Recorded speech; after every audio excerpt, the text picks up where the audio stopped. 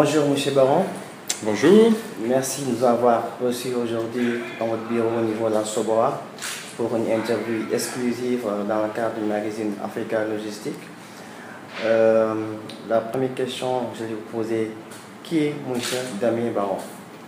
Ah, oui, ok. Donc écoutez, moi je suis donc Damien Baron, je suis français, j'ai 50 ans, marié, père d'une fille, et en Afrique depuis une vingtaine d'années, après des études de commerce, et donc dans la boisson, dans la fabrication de boissons depuis une quinzaine d'années, dans le groupe Castel depuis 12 ans.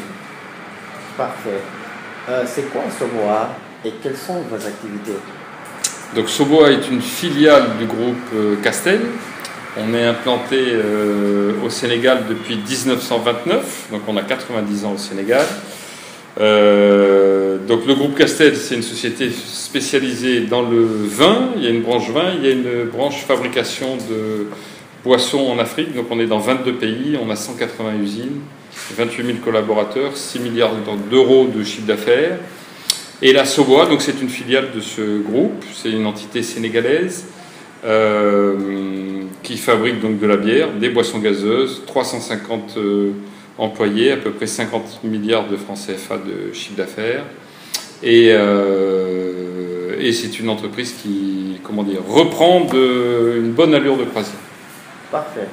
On sait que SOBOA c'est une entreprise agroalimentaire. Et lorsqu'on parle de l'agroalimentaire, on parle forcément de logistique industrielle. Aujourd'hui, quelle importance occupe la logistique dans une entreprise comme la SOBOA? Alors nous, on a deux départements logistiques, un pour les achats et l'import. Donc évidemment, c'est primordial puisque on est une société de transformation, donc on importe beaucoup. On a chaque jour des conteneurs qui arrivent chez nous. Donc il y a toute la partie achat. Donc on a des centrales d'achat en Europe qui appartiennent au groupe, et puis nous-mêmes on achète et on importe d'Europe, on importe de la sous-région, on achète bien sûr aussi au Sénégal. Donc ça c'est la partie interne, donc il y a le stockage, évidemment le respect des règles basiques de stock minimum, d'approvisionnement, de FIFO. Et puis ensuite on a toute la logistique distribution, donc, qui chez nous est primordiale puisqu'on a des produits pondéreux, volumineux. Donc toute la partie vente aux grossistes, livraison des points de vente. Donc on a beaucoup développé la distribution, on organise la pré-vente, on a ouvert de nouveaux dépôts, donc on a ouvert à Sébikotane. En début d'année, on a ouvert Ziguinchor au mois de juin, on est en train d'ouvrir Tambacounda. Donc pour nous, dans notre métier de la boisson, la distribution et le fait de trouver le produit dans le point de vente au bon moment est primordial, parce que c'est pas comme quand on achète une voiture. La voiture, on peut attendre un mois pour l'avoir. Quand on a soif, il faut boire. Donc si on ne trouve pas le produit, par exemple, je veux un Coca, je vais dans un point de vente, je n'ai pas le Coca-Cola, je vais boire autre chose. Ouais, c'est clair. Parfait. De nos jours, au niveau de la chaîne logistique, on parle de chaîne logistique écologique ouverte. Est-ce qu'au niveau du groupe ou au niveau de la filiale SOBOA, vous avez une politique en matière d'écologie, chaîne logistique verte? Oui, on a démarré en fait une vraie politique RSE puissante depuis mars de cette année. Donc on travaille tous ces aspects et bien d'autres, on l'a résumé dans notre politique SOBOA qui est là. Okay.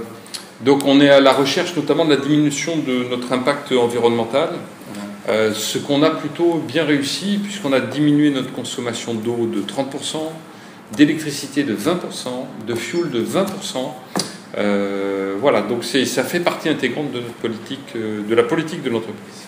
Et au niveau des véhicules utilisés, vos camions, est-ce que vous pensez à avoir des camions électriques, des camions qui consomment moins bon, on a, si vous voulez, CO2? Oui, l'écologie rejoint toujours l'économie. Si on veut une bonne politique écologique, il faut aussi que ce soit une bonne politique économique. Donc oui, on fait attention quand on achète des véhicules. En fait, nous, on a un parc qui reste assez limité. On a quelques camions de livraison, mais comme je vous l'expliquais, on passe surtout par des distributeurs. On fait nous aussi de la vente directe. Donc on achète des véhicules qui sont récents. Ils sont amortis au bout de 5 ans. Au bout de 5 ans, ils sont vendus. Pareil pour les chariots, on avait un parc très ancien, donc de vieux chariots qui polluaient, qui consommaient. On a renouvelé, l'an passé on a acheté 10 nouveaux chariots. Parfait. Voilà, donc c'est surtout la vétusté du parc qu'on essaye de limiter, et on sait que ça c'est un vrai problème, et on le voit tous les jours sur les routes de Dakar. Parfait. Alors, donc, Soboa, c'est vraiment une grosse industrie sur le plan logistique, et vous qui avez fait 20 ans en Afrique, aujourd'hui vous êtes au Sénégal. Qu'est-ce que vous pensez du secteur de la logistique? Est-ce que c'est un secteur qui est bien organisé sur le plan professionnel, sur le plan de la formation? On va vous avez déjà départements logistiques. Qu'est-ce que vous pensez des ressources humaines qu'on vous envoie ici en termes de formation? Et quels sont les problèmes logistiques au Sénégal? Au niveau de la formation, on a testé récemment le centre de formation au métier de la logistique. Le CFMPL? C'est exactement. On a été plutôt satisfait de la prestation qu'ils nous ont fournie. Au niveau des ressources qu'on arrive à trouver, c'est un métier où on arrive quand même à trouver des ressources. Il y a des métiers où on n'arrive pas à trouver de ressources. Là, on arrive à en trouver. Au niveau de l'organisation, bon, le port, on est très inquiet parce que on voit que c'est déjà encombré et on se dit qu'avec l'arrivée des pétroliers, ça va être pire. Et donc on est très inquiet. La logistique dans Dakar, on est très inquiet aussi parce que ça circule mal. Le parc de camions au Sénégal est très ancien, donc ça c'est aussi un problème. L'état des routes est plutôt bon par rapport à ce que moi j'ai pu connaître dans les autres pays africains. Donc je viens du Mali. Là, au Sénégal, bon, on roule sur des routes correctes et ça a beaucoup évolué, je trouve, ces dernières années. Voilà, en gros, le petit portrait de la logistique. Ouais, parfait. Toujours dans la chaîne logistique, parce que nous sommes dans ça, le digital occupe une place importante. Est-ce qu'aujourd'hui, dans la gestion de votre chaîne logistique, vous donnez une place importante aux outils informatiques, aux systèmes d'information? Oui, on a un système de gestion qui est un peu vieux. Donc en fait, on va installer un nouvel ERP, mais ça sera certainement en 2021. Donc, vous savez que c'est des gros chantiers. Donc on a un système de gestion qui est très fiable, mais qui n'est pas très convivial. Voilà, mais on a un logiciel groupe sous AS400, voilà, qui est pas ce qu'on fait de plus moderne. Donc c'est prévu qu'on modernise. Mais c'est prévu qu'on modernise dans à peu près 1 an et demi. Ouais, ça va prendre un peu de temps. Mais en tout cas, bien sûr, on est informatisé, bien sûr, on suit tout sous informatique. Parfait, parfait. Donc c'est un chantier logistique, disons. C'est un chantier à travailler. Oui, bien sûr. On a ces dernières années, moi depuis que je suis dans l'entreprise, je suis là seulement depuis 2 ans. On a mis en place notamment le 5S, donc qui est une gestion des flux. On a modernisé nos magasins, on les a refaits, on a refait le rangement, on a réorganisé, c'est-à-dire qu'on avait des entrepôts de stockage de produits qu'on a transformés en entrepôts de stockage de matières premières, et à l'inverse, on a pris un entrepôt de stockage de produits à sébicotane. Donc on a beaucoup effectué de changements, mais c'est jamais fini. C'est jamais fini, parfait. Alors aujourd'hui, disons, quelle place occupe, disons, la logistique dans votre...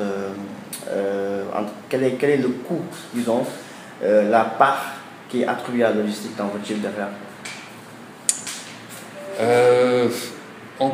Alors, tout dépend de ce qu'on met réellement dans la logistique. Mais si on met donc la partie achat et si on met toute la partie distribution, donc on a notamment des équipes de prévendeurs donc, qui vont prendre les commandes chez le point de vente, qui les donne ensuite soit aux grossistes, soit à nous-mêmes quand on assure les livraisons.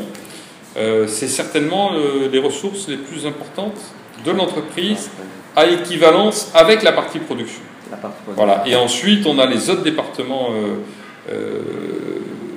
qui vont venir, mais loin derrière logistique et production, qui sont le commerce, la comptabilité, les ressources humaines. Voilà. En termes de ressources consacrées, c'est beaucoup moins. Ouais, parfait. Vous avez découvert il n'y a pas longtemps notre journal Africa Logistics Magazine.